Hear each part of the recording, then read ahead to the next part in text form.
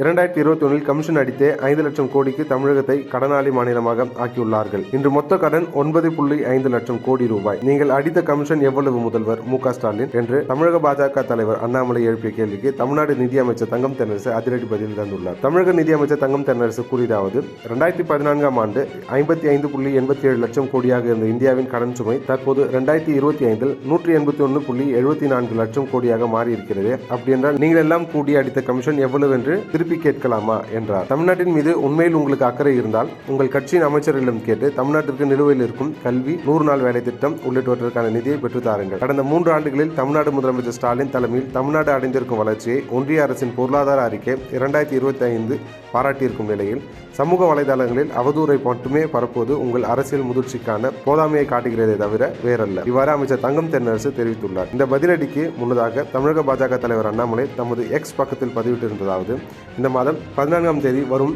நிதியாண்டிற்கான நிதிநிலை அறிக்கையை தமிழக அரசு தாக்கல் செய்ய உள்ளது. இந்த ஆண்டு நிறைவு பெறும்போது தமிழக அரசு மக்கள் மீது சுமத்தியுள்ள மொத்த கடன் 9.5 லட்சம் கோடி ரூபாயை நெருங்கியிருக்கும். கடந்த 2021ஆம் ஆண்டு தேர்தல் பிரச்சாரத்தின் போது அன்றைய எதிர்க்கட்சி தலைவர் மு.க. ஸ்டாலின் பேசிய காணொலி ஒன்றை இன்று பார்க்கும் வாய்ப்பு கிட்டியது. கமிஷன் அடித்தே 5 லட்சம் கோடிக்கு தமிழகத்தை கடனாளி மாநிலமாக ஆக்கியுள்ளார்கள் என்கிறீர்கள் என்று. இன்று மொத்த கடன் 9.5 லட்சம் கோடி ரூபாய். நீங்கள் அடித்த கமிஷன் எவ்வளவு? திரு மு.க. ஸ்டாலின் இவ்வாறு அண்ணாமலை கேள்வி எழுப்பியிருந்தார். இதற்கு அமைச்சர் தங்கம் தென்னரசு இவ்வாறு பதில் தந்துள்ளார். அப்போ யார் நாட்டு மக்கள் மீது கடன் சுமையை சுமத்தியது என மக்களிடையே தற்போது குழப்பத்தை ஏற்படுத்தியுள்ளது.